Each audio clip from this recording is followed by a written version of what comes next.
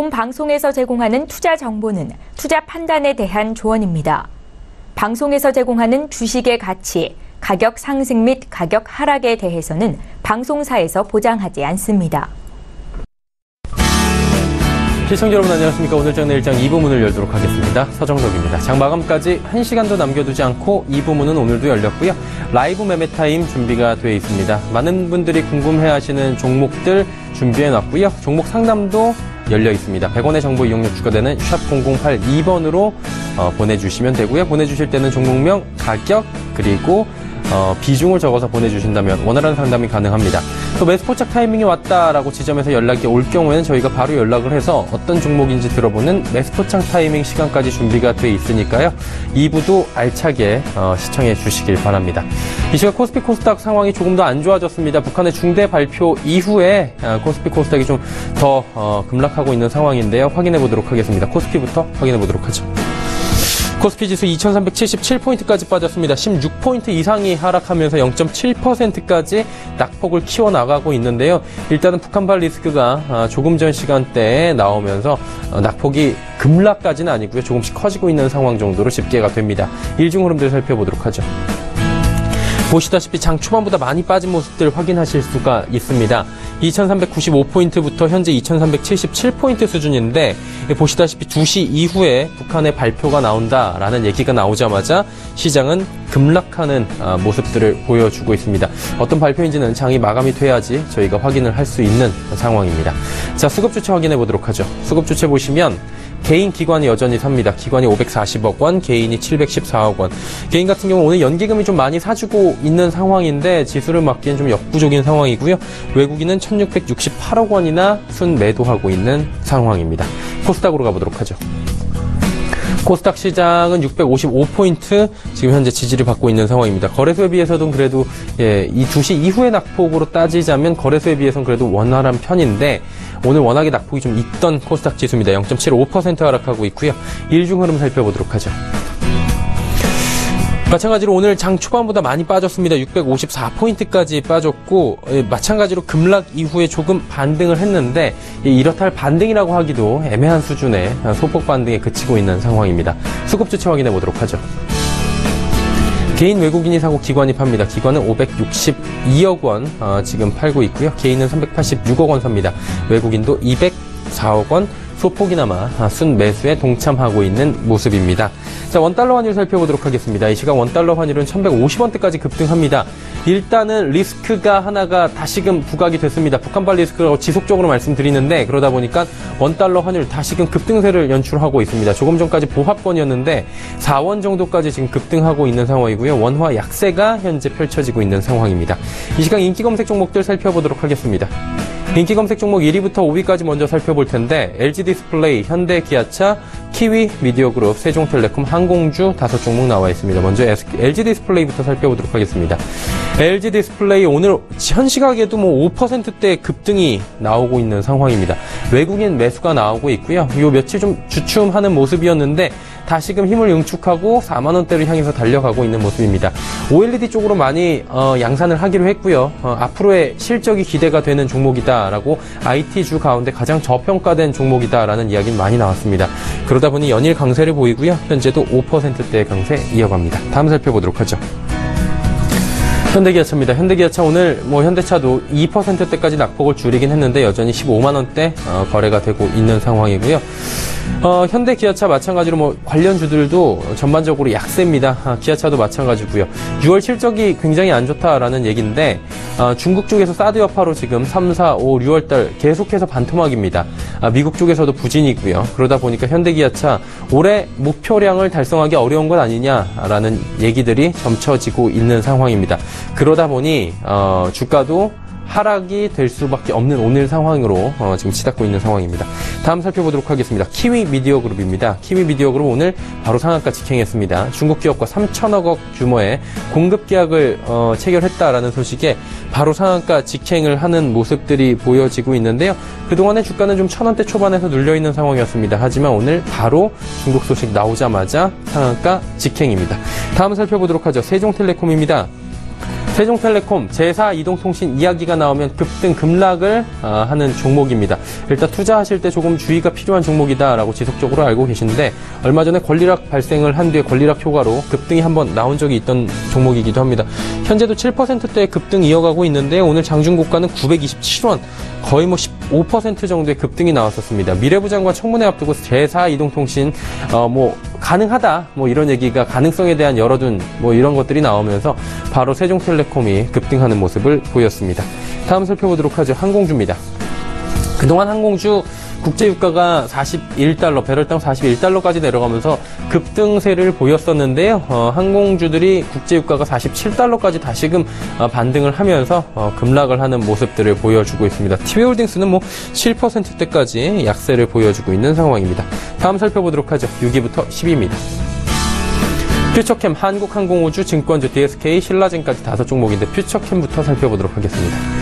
퓨처캠은 치매 국가 책임제 성공 필수 의약품을 개발했다고 합니다. 문재인 신정부에서 치매는 국가가 보장하겠다, 국가가 돌보겠다라는 이야기 많이들 해왔고요. 공약 중에 하나입니다. 그러다 보니까 치매 관련주들이 그동안 많이 들썩거렸는데 퓨처캠 같은 경우에는 성공 필수 의약품을 개발했다라는 소식이 나오면서 오늘 장중에는 16,950원대까지 급등하기도 했고요. 현재도 윗꼬리 달고 내려오긴 했는데 7% 가까운 급등이 나와주고 있습니다.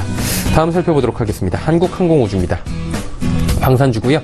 2.63% 상승입니다. 장중에는 6만원대까지 돌파를 하기도 했던 종목인데 일단은 방산주들이 한국항공우주 같은 경우에는 미국의 F-15를 우리가 살 테니 국내 항공기죠. 우리 기술로 개발한 T-50 같은 경우에 지금 수출이 여러 가지 국가에 되고 있는데 미국의 이 T-50을 사겠냐라고 제안을 했다라는 소식에 지금 맞트레이드죠.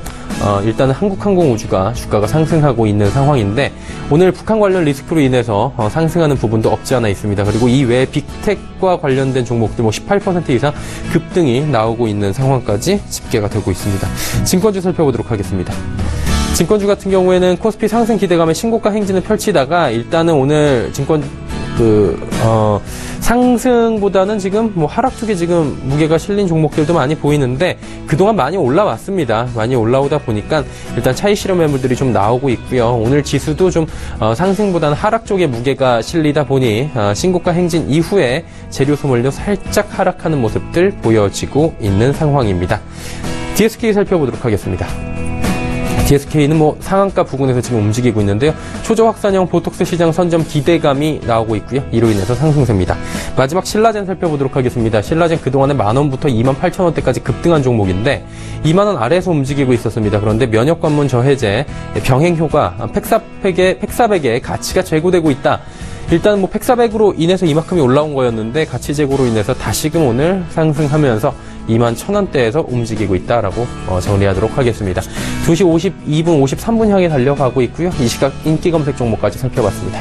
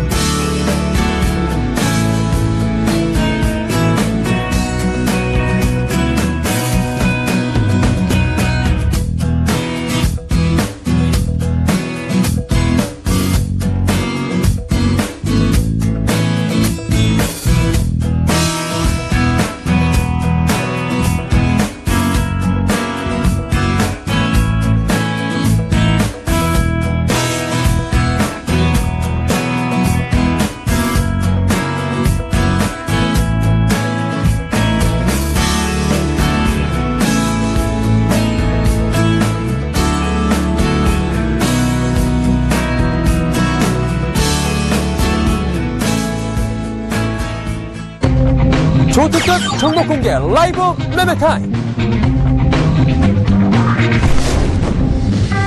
가치주 투자 전략 김치균. 깊이 있는 기업 분석, 발로 뛰는 전문가 주보람.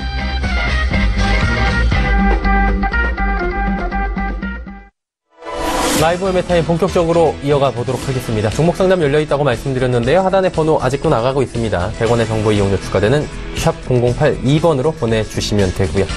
본 방송에서 제공하는 정보는 투자 판단에 대한 조언일 뿐입니다. 해당 주식의 가치, 수익률을 보장해드리진 않습니다. 함께 해주시는 분들 소개해드리도록 하겠습니다. 주식탐탐의 주보람 팀장, 동부증권 범어주점의 김치균 대리와 함께합니다. 두 분 어서 오세요. 안녕하십니까? 네. 주보람 팀장의 5종목부터 바로 이야기 들어보도록 하겠습니다. 어떤 종목일까요? 네, 우선 제약바이오 섹터 위주로 네. 좀 말씀을 드릴 수 있도록 하겠습니다. 우선 코오롱생명과학을 좀 말씀드릴 텐데요. 지금 뭐 정부에서 치매 책임제와 관련된 부분들이 발표가 있자마자 좀 많이 오르고 있다라고 보시면 될 것 같고, 코오롱생명과학 같은 경우에는 조만간 시판 허가와 관련된 부분들이 나오게 됩니다. 그러다 보니까 주가 상당히 좀 강세를 보이고 있다라고 좀 보시면 될 것 같습니다. 사실상 뭐 기술적으로는 지금 사실 반등이 좀 더 나아지면 좋은 구간인데 좀 모멘텀들을 받아서 좀 올라주고 있다라고 보시면 될 것 같고, 좀 더 홀딩해서 가져가자라고 의견을 좀 더 말씀을 드리겠습니다. 내용을 좀 더 말씀을 드리면, 지금 뭐 국내에 조만간 시판 허가가 나게 되면 아마 3분기, 지금부터 한 3분기 말 9월 정도부터는 좀 판매가 가능할 것으로 예상이 되고, 약가 같은 경우에는 지금 400만 원 정도 예상이 되고 있습니다. 300만 원에서 400만 원 정도 예상이 되고 있는데, 시판 허가가 나게 되면 바로 또 보험 허가를 지금 정부에 요청을 해서 아마 환자가 부담하게 되는 비중은 한 30% 정도, 120만 원 정도로 책정이 될 것 같습니다. 그렇게 된다면 충분히 코오롱생명과학에 상당히 좋은 매출처가 될 수 있을 거라 예상이 되고 있고, 만약 그렇게 된다면 올해부터 한 내년 초까지는 1000억 정도의 매출이 예상이 되고 있습니다. 지금 이러한 전망치 나오자마자 상당히 좋은 주가 흐름을 좀 보여주고 있다라고 보시면 정리가 될 것 같고, 상당히 좋다. 그렇다고 지속적으로 홀딩해서 올해 말, 올해 초, 올해 말까지는 좀 가져가자라고 좀 말씀을 드리겠습니다. 다음은 제넥신입니다. 제넥신 같은 경우는 지금 사실 오늘 좀 장이 좀 약세를 좀 보이다 보니까 같이 좀 약세를 좀 보이고 있다라고 좀 보시면 정리가 될 것 같고, 아무래도 좀 실적 시즌이다 보니까 특히 지금 뭐 실적에 관해서는 제넥신이 좋은 모습을 보여주지 못하고 있다 보니까 이렇게 지속적으로 좀 약세를 좀 보일 수밖에 없는 국면이다 라고 좀 보시면 될 것 같습니다. 9월에 지금 임상 결과가 나오기 때문에 우선은 좀 기다려야 된다라고 좀 보시면 정리가 될 것 같고요. 아무래도 좀 일단 실적 시즌에는 좀 약세를 좀 보일 수밖에 없기 때문에 뭐 홀딩보다는 좀 더 수익 실현의 관점이 좀 더 유효하다. 또 아무래도 저점에서 잡은 물량들은 수익 실현에서 좀 더 가져가고 우선 좀 더 지켜보자라고 하는 의견을 좀 제시를 해드리겠습니다. 하반기에 좀 더 모멘텀이 있기 때문에 지속적으로 관심 종목에 넣고 보되 아직은 접근하기엔 좀 더 무리가 있다라고 좀 말씀을 드리겠습니다. 다음은 셀트리온입니다. 지금 셀트리온 같은 경우 차트를 좀 더 보면 사실상 지금 좀 고점에서 11만 2천원대에서 좀 유지가 좀 되고 있는 모습을 보여주고 있는데요. 그 이유는 셀트리온 헬스케어의 상장, 자회사의 상장 이슈가 좀 있기 때문입니다. 다만 이 상장과 관련해서 워낙 그동안 말이 좀 많았기 때문에 시장에서 좀 더 관망세가 유지가 되고 있다라고 좀 보시면 정리가 될 것 같고, 지금 뭐 거래량이나 거래 대금을 봐서는 자금이 조금씩 빠져나가고 있는 수익 실현 매물들이 좀 나와주고 있다라고 좀 보시면 될 것 같습니다. 그에 따라서 당분간 좀 눌림목이 발생할 가능성이 있기 때문에 모든 물량을 다 팔 필요는 없겠습니다만 한 30%, 40% 정도의 물량은 좀 수익 실현해서 가져가는 방향이 좀 더 좋지 않나라고 좀 말씀을 드릴 수가 있을 것 같고, 셀트리온 헬스케어가 지금 3분기 내에 상장을 하게 된다면 여기에 대해서 모멘텀을 좀 더 받아서 올라갈 수 있는 그런 부분들이 있기 때문에 우선은 좀 관망을 좀 유지를 했다가 수익 실현했던 물량들, 현금을 가지고 다시 한번 추가 매수를 해서 물량을 늘려가는 그런 전략이 유효하겠다라고 좀 말씀을 드리겠습니다. 다음은 유한양행입니다. 지금 유한양행이나 이제 종근당 두 종목을 좀 말씀을 드릴 텐데, 사실상 상위 제약사 중에서 가장 좋은 실적을 보여줄 수 있는 부분들이 유한양행과 종근당입니다. 사실상 뭐 그 외에 지금 다른 제약사들 같은 경우에는 좋은 실적을 좀 보여주기 어렵다라고 하는 전망들이 많이 나와 있기 때문에 유한양행이나 종근당을 좀 더 제약 섹터에서는 보시길 좀 더 바라고요. 지금 뭐 유한양행이나 종근당 같은 경우에는 둘 다 실적이 한 10% 정도 매출액이 성장할 것으로 예상이 됩니다. 지금 유한양행 같은 경우에는 뭐 도입했던 품목들, 코프로모션 품목들 좀 더 제외하고 나서는 모두 한 10% 정도씩 처방액이 증가하고 있기 때문에 지금 2분기 실적 같은 경우도 뭐 충분히 컨센서스에 부합하는 그런 안정적인 실적을 좀 더 시현해 줄 것으로 예상이 됩니다. 그에 따라서 지금 유한양행 같은 경우에는 뭐 도입 신약을 중심으로 한 ETC 부문 성장이 가장 실적을 좀 견인할 것으로 예상이 되고요. 도입 신약이 전체 매출액의 한 30% 정도 차지하고 있기 때문에 충분히 뭐 안정적인 실적 시현이 가능하다라고 좀 말씀을 드리겠습니다. 그에 따라서 제약바이오 섹터 내에서 좀 안정적으로 포트를 운영하고 싶다면 유한양행 지금 뭐 충분히 좀 매수를 해서 가져갈 수 있는 자리다라고 말씀을 드리겠습니다. 다음은 종근당입니다. 종근당 오늘 사실 뭐 치매와 관련해서는 항상 말이 나올 때마다 같이 올라주는 종목이고요. 여기에 대해서 어떤 파이프라인을 가지고 있지는 않습니다만 여기에 대해서 어떤 가능성이 좀 있기 때문에 오른다라고 좀 보시면 정리가 될 것 같습니다. 우선 지금 글리아트린이라고 하는 부분들이 있는데 이 치료제가 뇌기능 개선제입니다. 그러다 보니까 지금 치매와 관련된 이슈들이 불거질 때마다 분당이 좀 오르고 있다고 좀 보시면 정리가 될 것 같고, 어떤 치매와 관련된 부분들은 아닙니다만 뇌와 관련된 치료제이기 때문에 여기에 대해서 가치가 좀 올라간다라고 좀 보시면 정리가 될 것 같습니다.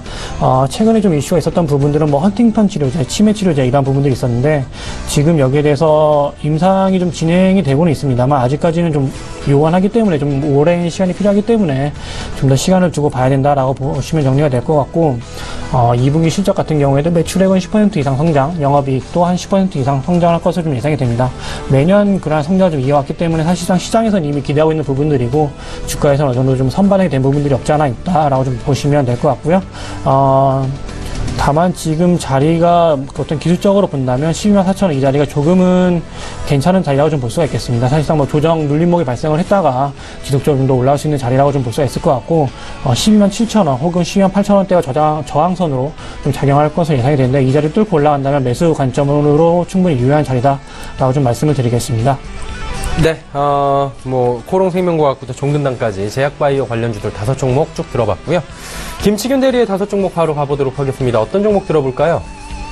네, 아비코 전자부터 시작하겠습니다. 저는 이제 IT 업종 잠깐 언급하고 이제 시작하겠습니다. 아비코 전자는 지난주 꾸준한 상승을 보이다가 전일 종가 기준으로 3.6% 정도 하락하는 모습을 보였습니다.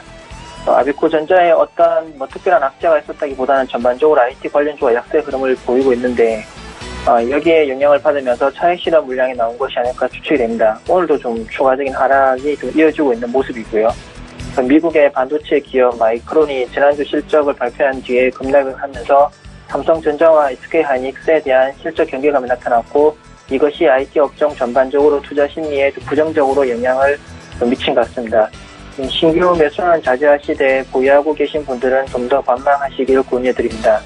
아비코 전자의 실적은 지난 분기까지 양호했고, 아비코 전자가 만드는 시그널 인덕터가 고가형 스마트폰에서 중저가형 스마트폰으로 탑재가 확대되는 구조적인 성장 스토리가 있는 만큼 향후 실적도 나쁘지 않으리라고 생각합니다. 또 회사의 주가를 PER과 배당 수익률과 비교해 봤을 때 그리 고평가된 상황은 아니라고 봅니다. 다만 IT 업종에 대한 투자 심리 악화로 단기적으로 주가 하락 우려가 있기 때문에 추가 매수는 자제하시고 관망하시길 바라겠습니다. 다음은 대덕 GDS입니다. 대덕 GDS 역시 아비코 전자와 마찬가지로 전일 외국인이 IT 업종을 매도하면서 주가가 약세를 보였습니다. 지금 오늘도 좀 추가적으로 약간 약세를 보였다가 좀 약간 회복하는 모습이고요. 현재 20일 이동평균선은 하회한 상태입니다. 추천드린 이후 매수하신 분들이 계신다면 일정 부분 매도하실 필요가 있다고 말씀드릴 수 있겠습니다. 대덕 GDS는 연성 PCB를 만드는 업체로서 삼성전자에 대한 의존도가 높은 기업입니다. 동사의 실적은 하반기에 갤럭시 노트 8의 출시 이슈로 좋을 것으로 예상이 되지만은 현재 IT 업종에 대한 투자 심리가 안 좋은 상태라서 단기적으로 주가 하락 또는 지지부진한 주가 흐름이 예상됩니다. 그래서 좀 일부분 수익을 실현하시고 추후에 주가 흐름을 보면서 대응하시기를 바라겠습니다. 다음은 PNT입니다. PNT의 주가는 상승세를 보이다가 주 후반 하락하기 시작하면서 전일 좀 급락을 보였습니다. 오늘도 추가적으로 좀 하락이 이어지는 모습이고요. 전일 코스닥 시장에서 외국인과 기관이 차익 실현성 물량을 추리한 것으로 보이는데, 그동안 많이 올랐던 IT하고 전기차 관련주 중심으로 매도가 이루어졌고, 그에 따라서 PNT의 주가도 좀 급락을 보이고 있습니다. 단기적으로 투자 심리 악화로 추가 하락 가능성은 있어 보여서 저가 매수 관점보다는 관망으로 대응하시길 바라겠습니다. 중국의 전기차 의무 판매 제도 이슈하고 국내의 전기차 육성 트렌드는 여전한 상황이라서 기업의 펀더멘탈에는 문제가 없다고 생각합니다. PNT의 향후 성장성에 의문을 갖기에는 좀 아직 이른 시점이니까 이것도 섣부른 매도보다는 관망하면서 좀 대응하시면 될 것 같습니다. 다음은 가온미디어입니다. 가온미디어는 지난주 수요일 종가상으로 3.8% 하락한 이후 120일 이동평균선에서 횡보 흐름치를 보이고 있습니다. 회사와 관련된 특별한 이슈는 없는 것으로 파악이 됩니다. 이 회사는 셋톱박스를 만드는 회사인데 국내 1위 업체이고 매출에서 수출이 차지하는 비중이 75% 정도인 해외 쪽으로도 판로를 개척하고 있는 글로벌 업체입니다. 셋톱박스의 신규 수요 및 교체 수요 때문에 매년 실적이 사상 최고치를 보이고 있지만 주가는 실적 성장 대비해서 저평가되어 있다는 판단입니다. 그래서 최근 주가가 계속 모습을 보이고 있지만 좀 매수 의견을 계속 드리고 있습니다. 올해 들어 가온미디어는 KT 기가진이 독점 공급 사업자로 선정이 되었고, 또 KT 기가진의 판매 가격은 다른 일반 셋톱박스의 한 2배 정도 수준이라서 KT 기가진이 판매량 증가 시 가온미디어의 실적도 증가할 것으로 추정이 됩니다. 최근 기사에 따르면 6월 29일 기자간담회에서 KT 측은 올해 1월 출시 이후에 기가진이 가입자가 10만 명을 넘어섰고 연내에 50만 명이 목표라고 밝혔습니다.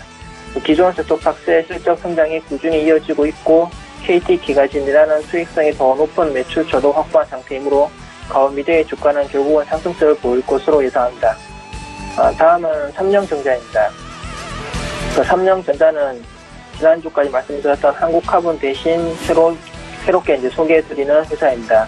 삼성전자는 흔히 콘덴서라고 부르는 전자부품을 만드는 회사로서 작년 매출액은 2,149억, 영업이익은 97억 정도였고 전일 기준으로 시가총액은 2,770억이었습니다. PBR은 0.59 정도이고 배당 수익률은 1.5% 정도라서 저평가 매력을 갖춘 상태에서 향후 회사의 성장성만 확인이 되면 주가 상승을 예상해 볼 수 있는 사항이라고 생각이 됩니다. 앞으로 자동차 전장화가 더욱더 발전하게 되면 삼성전자가 만든 콘덴서로 많이 쓰이게 되는데 현재 삼성전자의 자동차 전장용 매출 비중은 15% 정도입니다. 동사의 자동차용 콘덴서는 현대모비스로 매출이 이루어지고 있는데 약 70% 정도가 이쪽으로 납품되고 있습니다. 자동차 전장용 수요는 앞으로도 지속적으로 성장할 것으로 보입니다. 향후 매출 성장을 기대해 볼 수 있는 대목이기도 합니다. 또 회사는 2,300억 원에 이르는 현금을 보유하고 있는데 이것은 시가총액의 80% 정도 규모입니다. 회사는 이 현금을 M&A 자금으로 활용해서 성장성 및 수익성 개선에 활용할 예정이라고 합니다. 저평가 매력을 갖추었으면서 향후 성장성이 돋보이는 회사라서 추천드립니다. 네, 이상입니다. 네, 5종목 삼형전자 오늘 새롭게 저희 들어보면 삼형전자까지 들어봤고요. 문자 상담 가보도록 하죠. 3455번님께서 오늘 인기 검색 종목 상위권에 있는 종목이네요. 신라젠 21,100원에 10% 전망 궁금하다 하셨는데 바이오 제약 섹터는 이분이죠. 주보람 팀장님. 네, 신라젠을 좀 말씀을 좀 드릴 수가 있겠는데요. 우선 신라젠을 좀 말씀을 드리면, 지금 최근에 가장 급등했던 이유는 사실상 바이오 US에 나가서 라이센스 아웃을 하겠다라고 하는 이슈가 좀 불거지면서 많이 올라왔었던 부분들이 있고, 오늘 오르는 부분도 이제 치매 책임제 때문에 좀 많이 오르고 있는데, 사실상 지금 이슈로 오르기 때문에 조금은 조심해야 될 국면이라고 좀 보시면 정리가 될 것 같습니다. 보조 지표나 아니면 자금 동향 이런 것들을 보면 추가적인 상승 여력은 충분히 있어 보입니다만, 사실상 지금 신라젠 자체 모멘텀을 본다면 라이센스 아웃이라고 하는 부분들이 이제 미국에만 남아있는 상황이고요. 미국에서 라이센스 아웃을 하려면 사실상 거의 1년 정도, 최소 6개월에서 1년 정도의 시간이 필요하기 때문에 전망을 좀 말씀을 드리면 사실상 좀 시간이 필요하다라고 좀 우선 말씀을 좀 드릴 수가 있을 것 같고, 손절 라인을 2만원 정도 좀 잡고 2만원을 뚫고 내려간다면 우선 기술적으로 차트가 지금 무너지는 그런 구간이기 때문에 손절 라인을 2만원 잡으시고 대응을 하시길 바라고요. 우선은 지금 홀딩에서 아직까지 상승 국면이 좀 있기 때문에 홀딩해서 가져가시고 손절 라인은 2만원 이런 좀 말씀을 드리겠습니다. 2만원 지지 여부를 꼭 확인을 하시라 라고 신라젠 말씀을 해주셨습니다. 8900번님께서 아비코전자 8,200원에 비중 20% 투자 전략 궁금하다라고 하셨는데 마침 아비코전자를 매주 이야기를 해주고 계신 AS 해주고 계신 김치균 대리가 오늘 함께하고 있거든요. 대리님 이거 어떻게 해야 됩니까? 네, 아까도 말씀드렸다시피 좀 단기적으로 IT 업종 관련해서 좀 투자 심리가 악화되면서 좀 주가가 빠지고 있는 것으로 저는 생각을 하고 있고요. 그래서 아비코 전자가 아까 8,200원에 매수를 하셨다 하셨는데 아직까지는 계속 좀 관망하시면서 보유하시는 게 맞다고 봅니다. 아비코 전자의 실적 성장 가능성은 되게 가능성이 높은 사항이고요. 그 다음에 또 아비코 전자가 만드는 이 제품이 그 전에보다는 이제 앞으로 그 적용되는 제품의 범위가 더 넓어집니다. 그래서 성장 스토리 자체가 구조적으로 성장 가능할 가능성이 높은 상황이라서 좀 더 향후에 실적 성장이 예상되는 좀 좋은 기업이니까 좀 더 가지고 계시는 게 맞지 않나 싶습니다. 일단은 매수 가격도 현재 가격보다 아래에 있고 향후의 성장성도 괜찮기 때문에 조금 더 홀딩하셔도 괜찮겠다라고 정리하도록 하겠습니다. 종목 상담은 잠시 뒤에 또 이어가도록 하죠.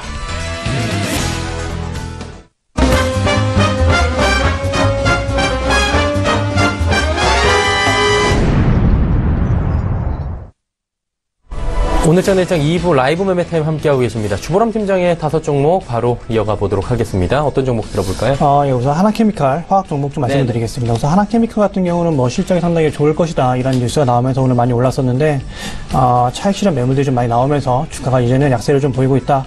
사실상 보합권에 좀 머물고 있다라고 본심에 정리가 될 것 같고요.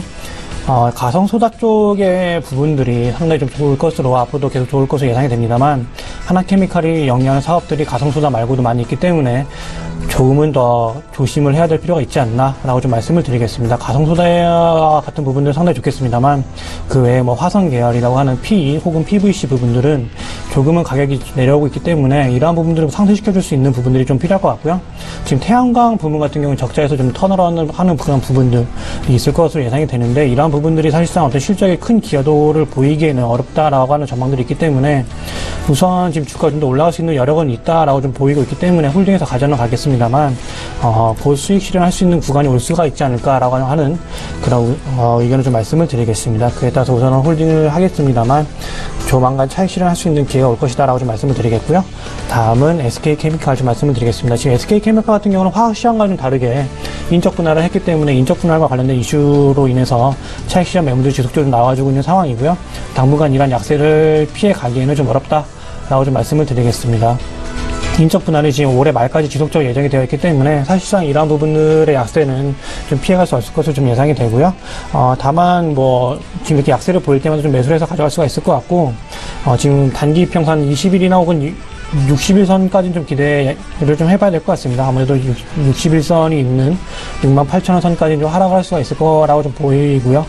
그에 따라서 우선은 홀딩해서 가져가겠습니다만 여기서 반등이 나온다면 추가 매수하는 전략이 유효할 것으로 예상이 되고 지금 SK케미칼의 뭐 2분기 실적 같은 경우에는 상당히 좋습니다. 실적 같은 경우에는 뭐 충분히 뭐 우려감 없이 지속적으로 좀 가져갈 수가 있는 부분들이 있을 것 같고 SK가스가 지금 상당히 실적으로 좋을 것으로 예상이 되는데요. SK케미칼 같은 경우는 SK가스의 지분을 상당히 많이 가지고 있고 사실상 SK가스의 실적이 거의 한 60% 정도를 좀 차지하고 있기 때문에 SK가스의 실적이 상당히 중요하다라고 좀 보시면 정리가 될 것 같습니다. SK케미칼의 실적, 별도 실적 같은 경우에는 여전히 견조한 실적이 상당히 잘 나와주고 있고 친환경 소재에서 지속적으로 실적이 올라와주고 있기 때문에 실적에서는 충분히 무리가 없는 구간이다. 2분기, 3분기, 4분기로 갈수록 실적은 계속적으로 좋아질 것이다 라고 말씀을 드리겠습니다. 그에 따라서 지금 주가가 좀 하락을 하고 있는 건 그동안 인적 분할과 관련된 이슈가 좀 있기 때문에 사실상 여기에 대해서 차익 실현 매물이 나와주고 있다. 펀더멘탈은 큰 이슈가 없다. 문제가 없다라고 말씀을 드리겠고요. 지속적으로 홀딩해서 가져가자 라는 의견을 좀 말씀을 드리겠습니다. 다음으로는 미래에셋대우 좀 말씀을 드리겠습니다. 오늘 좀 증시가 좀 약세를 보이면서 사실상 하락 반전을 좀 했는데요. 북한의 어떤 미사일과 관련된 이슈들 그리고 어떤 중대한 발표가 있을 것이라고 하는 이슈가 좀 나와주면서 오늘 증시가 많이 하락을 했고 사실상 뭐 미래에셋대우나 혹은 뭐 키움증권 이러한 증권주 같은 경우에는 증시와 상당히 좀 연동이 된다라고 좀 보시면 정리가 될 것 같습니다. 오늘 증시가 좀 하락을 했기 때문에 사실상 상승폭을 많이 반납을 하고 하락을 했다라고 좀 말씀을 드리겠고요. 그에 따라서 지금 현재가부터 매수의 의견을 좀 제시를 해드리겠습니다. 그래서 매수의 포인트를 좀 투자 포인트를 좀 말씀을 드리면 네이버와 같이 자사주 뭐 상호 취득과 관련된 부분들이 좀 있을 것 같고 9개와 관련해서 뭐 디지털 금융 법인이 설립이 되고요. A와 관련된 기술, 금융, 컨텐츠 결합 이러한 부분들을 모두 공동 추진할 것으로 예상이 됩니다. 뭐 인터넷 뱅킹 어떤 설립은 아니겠습니다만 여기에 대해서 충분히 상호 시너지가 날 수 있는 부분들이 좀 있을 것으로 예상이 되고 미래에셋대우가 지금 자사주와 관련된 부분들이 있다고 본다면 자기 자본이 증가를 하고 자산이 좀 증가를 하는 효과가 날 것으로 예상이 됩니다. 그에 따라서 뭐 이연 법인세와 어떤 자산이 좀 차감이 될 것으로 예상이 됩니다만 실제 증감은 3,800억 원 정도 수준으로 예상이 되고요. 자사주 처분 이후에 미래에셋대우의 자기 자본 같은 경우 한 7조 원 정도로 좀 예상이 됩니다. 주가에는 우선 긍정적으로 좀 작용할 것으로 예상이 되고 다만 지금 뭐 초대형 IB를 진입을 하기 위해서는 8조 원까지 올라가야 되기 때문에 아직 1조 원이 좀 부족한 상황입니다. 다만 이 1조 원을 채우기 위해서는 자사주의 어떤 활용 방식으로 뭐 예상이 되고 있는 유상증자 이러한 부분도 있을 텐데 지금 유상증자와 가능성이 상당히 많이 낮춰놨기 때문에 여기에 대해서 문제가 없을 것으로 예상이 되고요. 추가적으로 1조 원까지 올라가기 위해서는 상당히 많은 좀 주가의 상승이 예상이 되기 때문에 지금부터 매수를 해서 가져가자라고 좀 말씀을 드릴 수가 있을 것 같고 손절 라인을 좀 짧게 좀 잡아드렸는데 우선 여기 선이 좀 기술적인 분석에 의해서 손절 라인을 좀 정해드렸기 때문에 이 손절 라인 염두에 두셔서 매수를 하시면 정리가 될 것 같습니다. 그에 따라서 미래에셋대우 지금부터 매수해서 가져가고 증시 뭐 수출과 관련된 부분들이 지속적으로 나와준다면 증시가 지속적으로 올라갈 수 있는 요인들이 있기 때문에 미래에셋대우도 앞으로 지속적으로 좀 좋을 수가 있겠다라고 말씀을 드리겠습니다. 충분히 상승 여력이 있기 때문에 지금부터 매수해서 가져가자라고 좀 의견을 말씀을 드리겠습니다. 다음은 한우 시스템입니다. 지금 한우 시스템 같은 경우는 좀 약세를 그전 사실 좀 보였던 이유는 친환경 관련된 부분들, 전기차와 관련된 부분들이 있어서 사실상 2분기까지는 실적이 그렇게 좋지는 못할 것으로 예상이 되기 때문에 최근에 좀 하락세가 나왔고요. 다만 중국과 관련해서 최근에 친환경 차와 관련된 부분들 이슈가 있었기 때문에 좀 주가가 많이 좀 올랐었다라고 좀 보시면 정리가 될 것 같습니다. 다만 실적 같은 경우 이제 어닝 시즌이기 때문에 실적이 좀 더 집중을 해야 된다라고 좀 말씀을 좀 드릴 수가 있을 것 같고, 저점에서 잡으신 물량들이 있다면 지금은 수익 실현해서 가져갈 수 있는 타이밍이다라고 좀 말씀을 드리겠습니다. 당분간 좀 어닝 시즌에서 2분기 실적 같은 경우에 좀 하락을 좀 할 것으로 예상이 되고요. 매출액은 1.4조 원 정도, 영업이익은 한 960억 원 정도 예상이 되는데, 사실상 지금 매출액이나 영업이익들이 모두 QOQ로 보나 YOY로 보나 모두 좀 하락세가 예상이 되고 있기 때문에 사실상 실적이 그렇게 좋지는 못하겠다라고 좀 말씀을 좀 드릴 수가 있을 것 같고요. 중국 시장과 관련해서 좀 여파가 좀 부진 여파가 좀 있었습니다. 그에 따라서 2분기 실적이 조금은 부진할 것으로 예상이 되는 그런 전망들이 있다라고 좀 보시면 정리가 될 것 같고, 유럽 시장 같은 경우에는 지금 계속적으로 좀 잘 나와주고는 있습니다만, 사실상 중국 쪽에서 시장이 좀 많이 부진했기 때문에 이를 상쇄하기엔 조금 어렵다. 그에 따라서 2분기 실적 같은 경우에 조금 약세가 예상이 된다. 그에 따라서 주가의 조정폭이 조금은 생길 수가 있다 라고 좀 말씀을 드리겠습니다. 그에 따라서 조금은 수익 실현을 해서 좀 가져가야 되는 구간이 아닌가 라고 좀 말씀을 좀 드릴 수가 있겠습니다.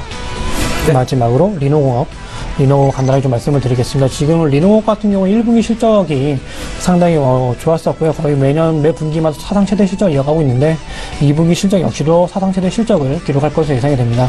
그에 따라서 지금 매수해서 가져오고 있는데 지속적으로 좀 눌림목이 발생할 것으로 예상이 됩니다만, 지속적으로 홀딩해서 좀 가져가자라고 좀 말씀을 드릴 수가 있겠고요. 성장 모멘텀을 본다면 이제 국내 부분에서 지속적으로 외형 성장이 이루어지고 있습니다.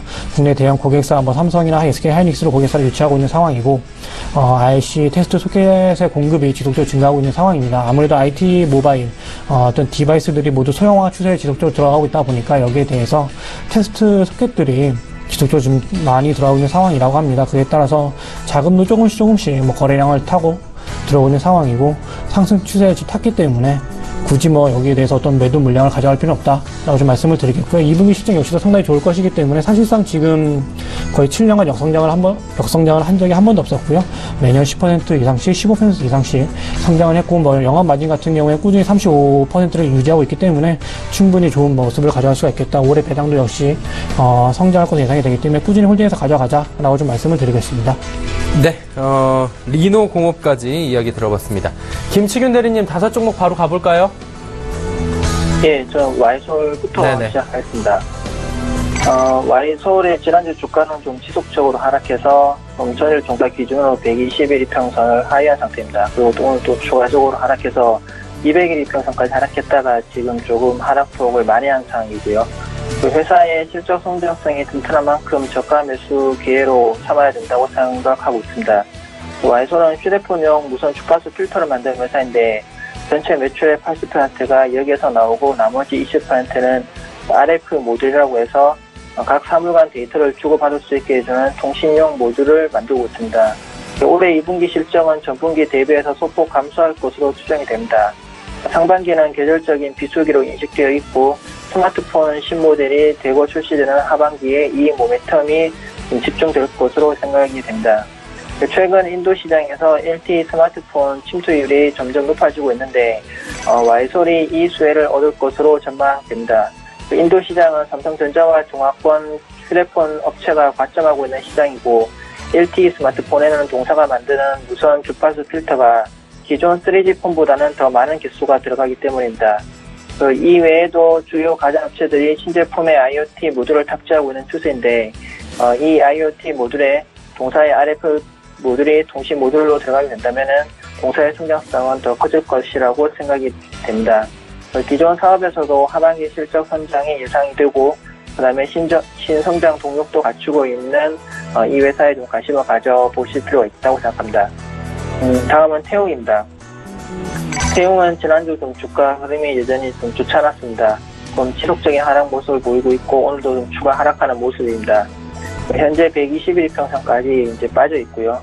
태욱은 국내 1위 단조업체로서 매출의 58% 정도가 풍력 사업에서 나오고 있습니다.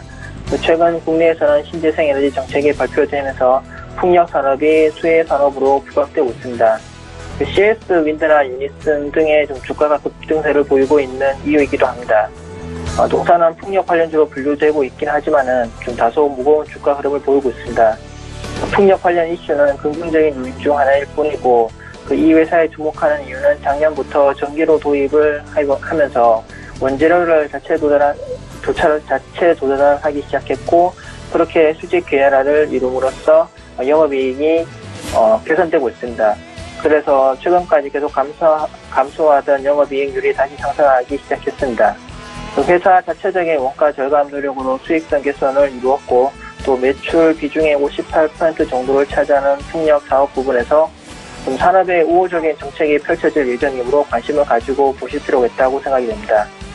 다음은 인탑스입니다.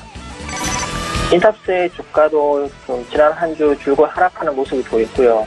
현재 주가는 60일 이동 평균선 근방에서 좀 지지를 테스트하는 모습입니다. 인탑스는 주력 제품이 휴대폰 플라스틱 케이스로서 휴대폰 부품사 중에서 제일 저평가된 종목으로 평가받고 있습니다. 고급 스마트폰에서 케이스가 좀 메탈 케이스로 좀 바뀌어가는 추세라서 동사의 성장성에 좀 의문이 있는 것은 사실입니다. 좀 그로 인해서 2013년부터 주가가 급락해서 몇 년간 zem보세를 보이기도 했습니다. 하지만 삼성전자에 따라서 베트남으로 공장을 이전하면서 메탈 케이스로 생산하고 있고 또 시가총액의 90% 정도에 이르는 현금성 자산을 활용해서 M&A를 통해 새로운 성장 모델을 차지하고 있습니다. 아직은 기존 사업 부분에서 일어나는 매출이 전체 매출의 좀 80% 이상이고 신사업 부분에서 가시적인 성과가 나오고 있진 않지만은 높은 장부 가치에다가 배당 수익률이 2% 정도에 이르는 저평가 매력이 있는 회사입니다. 올해 들어서면서부터는 기관이 꾸준한 매수세를 보이고 있는데 향후 사업 다각화에 좀 결실을 기대하면서 바이앤홀드 전략으로 대응할 만한 종목이라고 생각합니다. 다음은 대연입니다. 대연의 주가는 지난 한 주 내내 하락하였습니다. 오늘 소폭 상승하는 모습을 보이고 있긴 하지만은 아직까지는 좀 많이 부족한 모습이고요. 좀 기술적 반등에 그치고 추가 하락을 한다고 하더라도 3,000원 가격대에서는 다시 재차 반등하리라고 생각합니다. 혹시나 좀 추가 하락한다면은 추가 매수해야 한다는 의견입니다. 이 회사는 1분기 말 기준으로 현금성 자산과 투자 부동산 가치가 시가총액의 한 70% 정도에 이르는 회사라서 하반 경직성을 나타낼 것으로 생각합니다.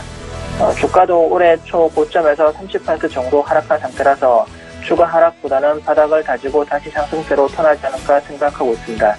현재 소비 심리 개선으로 하반기에는 국내 내수 소비가 증가할 것으로 기대하고 있고 중국 내의 매장도 연말까지 꾸준히 증가할 것으로 전망하고 있습니다. 마지막으로 한라홀딩스입니다. 한라홀딩스의 지난주 주가 흐름은 지속적인 하락세를 보였습니다. 특별한 이슈는 없었고 완성차 업체의 실적 부진 영향을 받을 수밖에 없는 구조라서 국내 완성차 업체의 그 실적 추이에 좀 관심을 가지셔야 될 것 같습니다. 그런데 오늘 나온 뉴스로는 좀 현대 기아차가 미국 내 판매 실적이 전년 동기 대비해서 10%가량 감소했다는 소식이 나오면서 좀 향후 전망을 좀 어둡게 하고 있습니다. 다만 좀 이런 점은 이미 주가에 충분히 반영되어 있다는 판단이며 또 기업 가치 대비해서 주가는 충분히 하락한 상태라서 추가 하락은 제한적일 것으로 예상합니다. 자회사인 만도는 현재 고객 다변화와 제품 고도화를 진행 중에 있고 또 다른 자회사인 만도 헬라 일렉트로닉스는 자동차용 센서를 제작하고 있는데 이쪽에서 향후 매출 성장이 매년 11%씩 성장할 것으로 전망되고 있습니다. 이 종목 역시 좀 바이앤홀드 전략으로 포트폴리오에 담아둘 만한 종목이라고 생각해서 말씀드립니다. 예, 이상입니다. 네, 한라홀딩스까지 이야기 나눠봤고요. 문자 상담 바로 이어가 보도록 하겠습니다. 9966번님께서 한화테크인 45,400원 10% 비중입니다. 손절해야 할까요? 라고 여쭤보셨는데 주보람 팀장님 어때요? 네, 우선 하나테크인 같은 경우는 지금 2분기 실적을 좀 살펴보니까 실적이 그렇게 좋지는 않을 것으로 예상이 됩니다. 그러다 보니까 지금 수급이 좀 상당히 좀 안 좋은 모습을 좀 보이고 있는 것으로 보이고요. 우선은 사실상 2분기 실적이 좀 안 좋다 보니까 손절로 대응하시는 게 좀 더 맞다.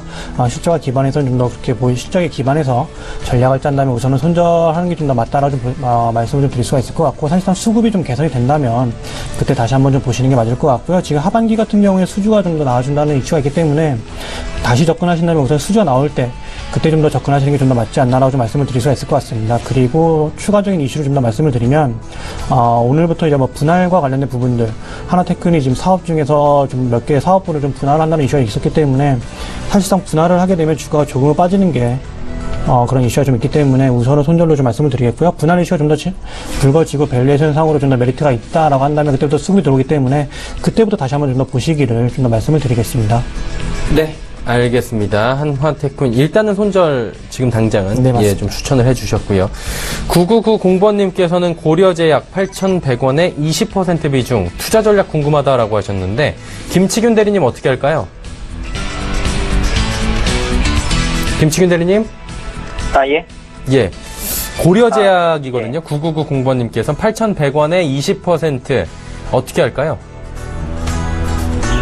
제가 사실 제약주 잘 몰라서 네. 좀 기술적 분석상으로만 말씀을 예, 간단하게만 해주셔도 됩니다.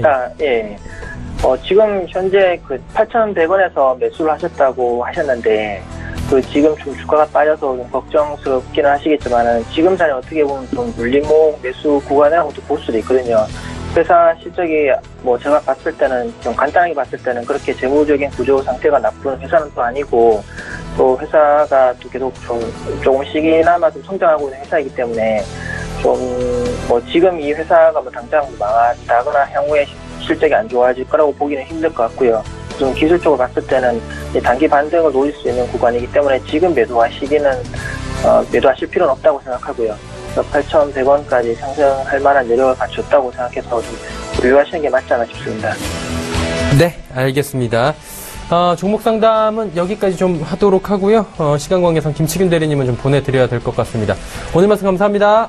네, 감사합니다. 네, 정보증권 버머지점의 김치균 대리와 함께했고요. 3시 26분 지나고 있습니다. 코스피 코스닥 예상 체결 지수 바로 체크하도록 하죠. 코스피 예상 체결 지수부터 확인합니다. 2380포인트대까지 다시 좀 올라왔네요. 2380.37포인트의 거래 마감이 예상이 되고 있는 상황입니다. 일단은 북한발 중대 보도가 지금 한 3분 정도 뒤에 나올 예정인데 어떤 소식인지 나오면 저희도 바로 알려드리도록 하겠습니다. 일중 흐름 살펴보도록 하겠습니다. 2390포인트대부터 2370포인트대까지 좀 약간 롤러코스터 탄 듯한 느낌 드는데 결국엔 전강 후약 장세는 부정할 수가 없는 하루인 것 같고요. 장 후반에 조금 지수가 위로 올라오긴 하는데 올라온다고 하기도 애매한 수준으로 살짝 올라오고 있는 상황입니다. 그렇다면 수급 동향 어떨지 확인해 보도록 하겠습니다. 수급 동향 보시면 개인 기관은 삽니다. 기관이 지금 820억 원 사고 있는데 그 가운데 금융투자가 1151억 원이나 사고요. 연기금은 오늘 하루 종일 한 300억 원대 매수 물량을 유지합니다. 384억 원 삽니다. 하지만 투신이 779억 원 팔고 있고요. 오늘 외국인이 거래소에서 엄청 많이 팝니다. 1901억 원이나 외국인이 매도 포지션을 취하고 있어서 코스피 지수가 잘 가지 못하고 있는 상황입니다. 자, 수급 동향까지 함께 살펴봤고요. 시가총액 상위 종목들도 살펴보도록 하죠. 전 종목 팔았습니다. 일단 삼성전자, SK하이닉스 하지만 전 시간대보다 낙폭이 많이 줄어서 235만원대, 65,900원대에 마무리가 예상이 되고요. 현대차 같은 경우에는 3%대 낙폭이 있습니다. 일단은 판매량 부진이 됐다, 일어났다라고 아까 헤드라인 뉴스에서도 전해드린 바 있고 많이 알고 계실 겁니다. 오늘 보도가 많이 돼서 15만원대 후반까지 밀렸고요. 네이버도 지금 5,000원 정도 하락하면서 0.5% 정도 낙폭이 있습니다. 다음 살펴보도록 하죠. 삼성물산도 약보합권이고요. 한국전력만이 지금 경기방어주답게 오늘은 선전을 하고 있는 상황입니다. 550원 상승하고요. 포스코, 현대모비스, KB금융까지 모두 하락하고 현대모비스도 마찬가지로 3%에 가까운 낙폭이 보입니다. 이제 코스닥으로 가보도록 하죠. 코스닥은 655포인트는 그래도 지지를 받습니다. 656.77포인트, 4포인트 정도 낙폭이 지금 예상이 되고 있는 상황이고요. 역시나 북한발 리스크로 약세를 좀 보이고 있는 상황입니다. 일중 흐름들 살펴보도록 할까요? 663포인트부터 빠진 겁니다. 654포인트까지 빠진 바가 있고요. 한 2시 반 이후에 다시금 조금은 올라왔는데 그래프의 모습은 거래소나 코스닥이나 비슷합니다. 2시 반 이후에 그래도 지수가 좀 제자리를 찾아가려는 움직임은 보입니다. 수급 동향 살펴보도록 하죠. 개인 외국인 팝니다. 개인은 417억 원, 외국인은 210억 원 팝니다. 사고요? 기관이 591억 원 파네요. 기관은 금융투자 투신 연기금 할 것 없이 전주체가 지금 팔고 있는 상황입니다. 시가총액 상위 종목들 살펴보도록 하죠. 셀트리온, 카카오, 그리고 CJENM까지 하락하는데 셀트리온의 그동안의 좀 상승폭에 대한 돌림이 있네요. 낙폭이 좀 2%대가 있고요. 카카오는 낙폭 많이 줄여서 1%대 낙폭까지 줄였습니다. CJENM 0.5% 하락하고요. 메디톡스 1.5% 상승, 로엔 강보합권입니다. 다음 살펴볼까요? SK머티리얼즈 약보합권이고요. 코미팜은 보합권까지 올라왔습니다. 슈젤, 바이로메드 모두 약보합권인데 슈젤 같은 경우에는 지금 상승해서 하락 반전한 상황입니다. 마지막으로 컴투스 같은 경우에는 그동안에 낙폭이 좀 있었죠. 그러다 보니까 11만 8천 원, 1,800원 상승하면서 오늘 1.55% 하락장에서 선전합니다.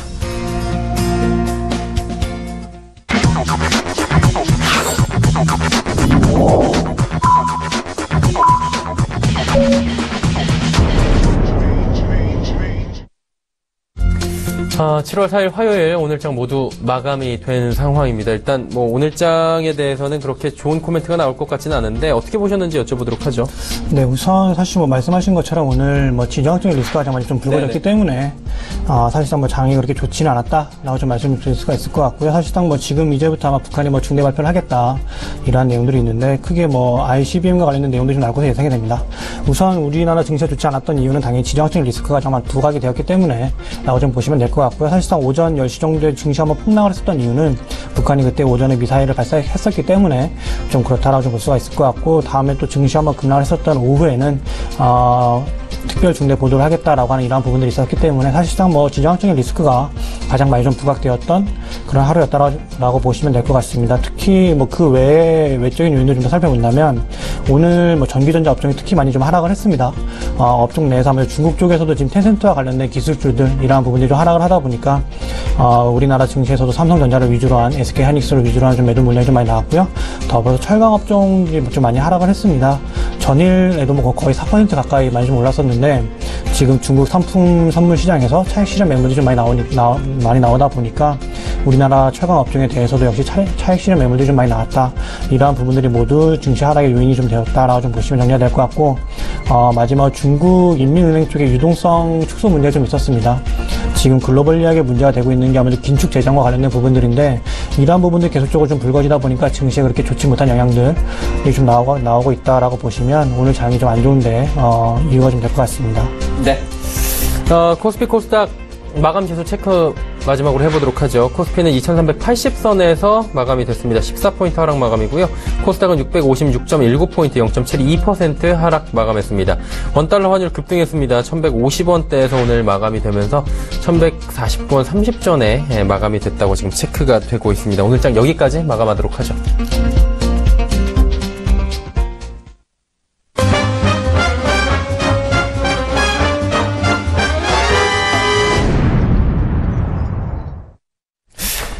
자, 일단은 3시 32분 27초 지나가고 있고요. 조금 전에 함께 하신 라이브 매매타임의 수익률 점검 먼저 해보도록 하죠. 오늘 함께하고 계신 주식탐탐의 주보람 팀장이 한화케미칼 3월 14일 화요일에 매수했고요. 29.9%, 30% 가까운 수익률이 현재 나오고 있네요. 다음 살펴보도록 할까요? 메르시종금리권 여의도금융센터 권홍섭 연구원입니다. 미래세대 6월 29일 목요일에 1,900원에 편입했는데 현재 5.5%의 수익이 나오고 있습니다. 자, 전화 연결해서 알아보기 전에 속보부터 확인해 보도록 하겠습니다. 북한이 중대 발표가 김정은 대륙간 탄도 로켓 ICBM 14형 시험 발사 성공적 진행했다. 일단 언론 쪽에서 예측하고 있던 부분입니다. ICBM 일단 대륙간 탄도 미사일이라고 우리가 이야기를 하는데 이 부분에 대해서 기술력으로 지금 어느 정도 성공을 했다라는 부분에 대해서 자축하기 위한 발표를 하는 것으로 지금 얘기가 나오고 있고요. ICBM 같은 같은 경우에는 잘 알고 계시겠지만 대륙간 탄도미사일로 알려져 있습니다.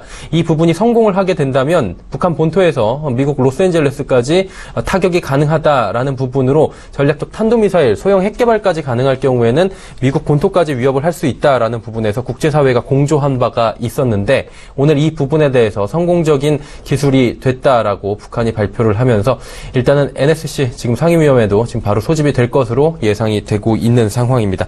전화 연결해서 바로 저희 수익률 점검 또 이어가고 이 얘기는 나중에 나눠보도록 하겠습니다. 권홍섭 연구원입니다. 안녕하세요. 예, 안녕하세요. 예, 미래세대우 수익률이 괜찮은데요. 앞으로 어떻게 가져갈까요? 예, 우선 오늘 그 지정학적 리스크인 북한의 미사일 영향으로 좀 장이 빠진 모습입니다. 예, 장중에 11,500원까지 신고가를 경신하는 모습을 보여주는데요. 그 이후에 오후에 북한의 중대 발표가 나타나면서 좀 다시 보합선에서 마무리가 된 것으로 보여집니다. 그러나 아직까지도 외국인과 기관의 순환매가 계속적으로 이루어지고 있고 수급 자체도 굉장히 양호하기 때문에 앞으로도 더 상승 랠리를 갈 가능성이 커집니다. 그러나 그래도 지정학적 리스크 때문에 하락이 나온다면 1,500원 밑에서는 더 추가 매수를 해서 수익을 극대화하는 방법으로 할 수 있겠습니다. 그리고 또한 그 글로벌 IB 도약을 위해서 미래세대우가 여러 가지 지금 뉴스를 내놓고 있는데요. 거기에다가 벤처 유치원 사업이라는 또 하나의 투자 사업 일환으로 해서 실적 개선에 대한 양호한 흐름을 보일 전망입니다. 이상입니다. 네, 알겠습니다. 오늘 말씀 감사합니다. 네, 감사합니다. 네, 멜리치증권증권 여의도금융센터의 권홍섭 연구원이었고요. 한화케미컬 지금 30% 가까운 수익을 내고 있는 주보람 팀장 오늘 자리에 함께하고 계시기 때문에 한번 여쭤보도록 하죠. 아까 매도 포지션 이제 좀 나와야 될 때다라고 말씀해 주셨는데 좀 자세히 저희가 대응을 좀 부탁드리도록 하겠습니다. 예, 알겠습니다. 우선 지금 2분기 실적 같은 경우에 상당히 괜찮을 것으로 예상이 됩니다. 다른 화학 지금 사이클 자체가 사실 상당히 나쁜 상황은 아니고 수급도 상당히 타이트한 상황이고 하기 때문에 사실상 지금 화학주가 상당히 좋은 모습을 좀 보여주고 있고 하나케미칼도 여기에 대해서 상당히 좋은 모습을 좀 보여주고 있는 상황이긴 합니다만 사실 지금 단기적으로 본다면 그동안 고점을 뚫고 많이 올라왔었고요. 지금 단기적으로 눌림목이 좀 발생했던 거는 그동안 피로감이 좀 보였던 구간이라 좀 보시면 정리가 될 것 같습니다. 여기에 대해서 지금 애널리스트의 리포트가 보도자료로 나오면서 가성소다와 관련된 부분들이 언급이 됐는데요. 사실상 가성소다와 관련된 부분들이 매출 비중으로 본다면 그렇게 높진 않습니다. 만약 매출 비중이 정말 높다면 상당히 좀 호재의 그런 내용을 좀 볼 수는 있겠습니다만 그 외에 다른 사업부에서는 좀 좋지 못한 지금 실적이 예상이 되기 때문에 가성소다가 아무리 좋다고 하더라도 이러한 부분들을 상세에서 가기에는 조금 어렵지 않나 라고 좀 말씀을 좀 드릴 수가 있을 것 같고 그에 따라서 우선 지금 저희가 저점에서 잡아서 좀 잘 가져오고 있기 때문에 언제라도 좀 수익 실현할 수 있는 포지션으로 가져가자라고 하는 의견을 좀 말씀을 좀 드리는 것이고요. 우선은 좀 홀딩의 의견을 좀 드리겠습니다만 그래도 언제든지 수익 실현해서 가져갈 수 있는 마음가짐을 좀 가져가자라고 하는 말씀을 좀 드리겠습니다.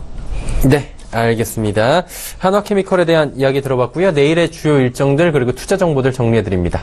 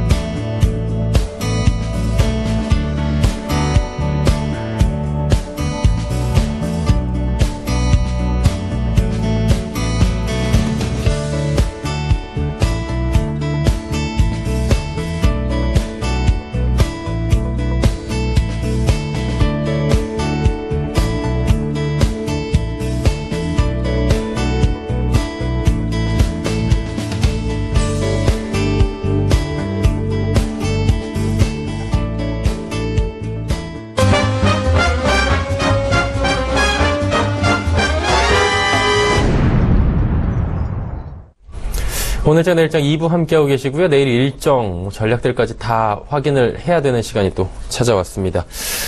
전략 들어보기 전에 내일에 일단은 북한의 중대 발표가 나왔는데 언론이나 여러 가지 기관에서 예측한 부분이 어느 정도 일정 맞은 것 같습니다. ICBM이 지금 기술력이 많이 진일보했다라는 부분을 북한이 지금 자화자찬하면서 얘기가 나오고 있는 거고요.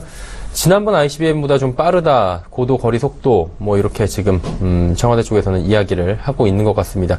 상임위가 열리면서 이제 안전보장이사회가 열릴 것으로 예측이 되고 있고요. 빠르게 국가도 움직일 텐데, 이로 인해서 증시의 움직임도 분명히 있을 것입니다. 좀 눌려 있었는데, 예측된 것들이 나왔기 때문에 좀 내일은 오히려 좀 풀릴까요? 어떻게 될까요?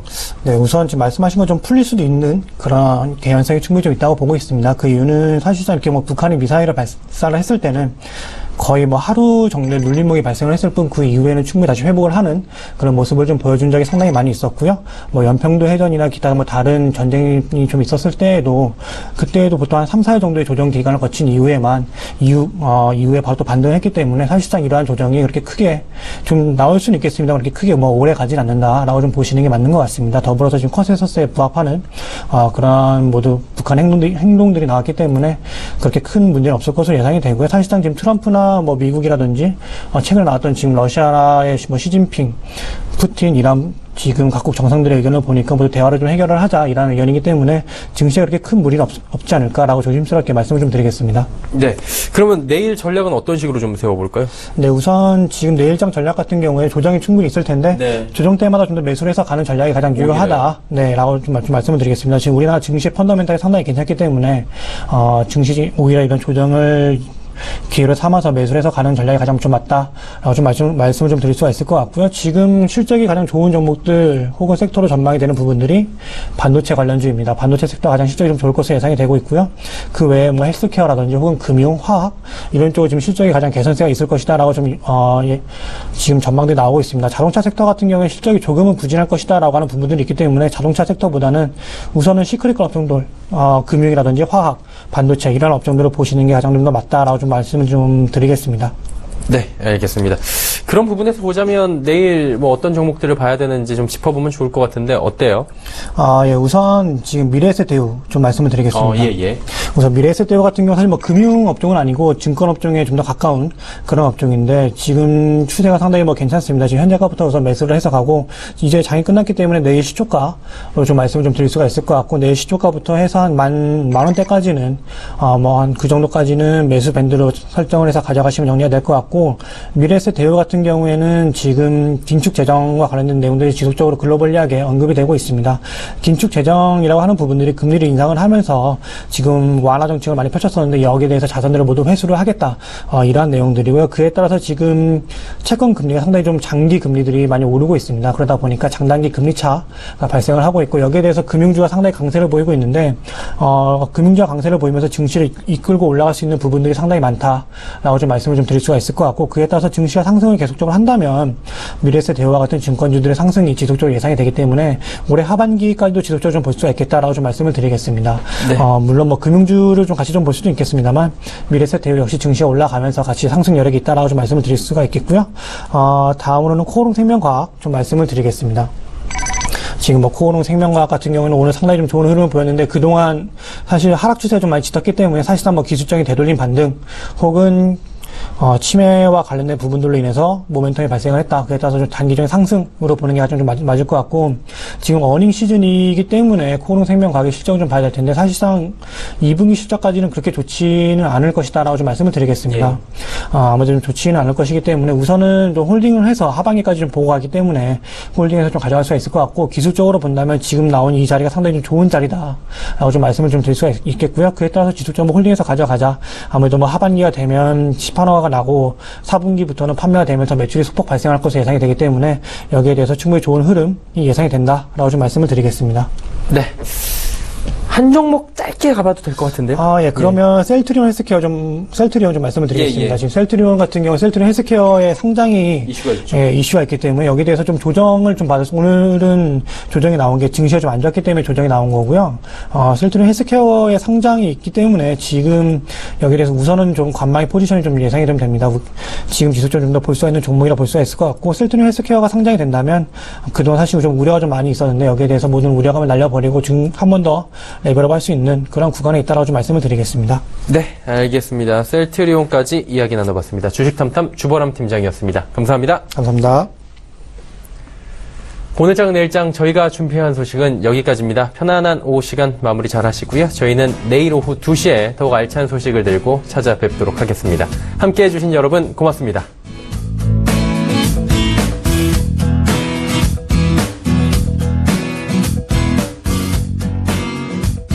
본 방송에서 제공하는 투자 정보는 투자 판단에 대한 조언입니다. 방송에서 제공하는 주식의 가치, 가격 상승 및 가격 하락에 대해서는 방송사에서 보장하지 않습니다.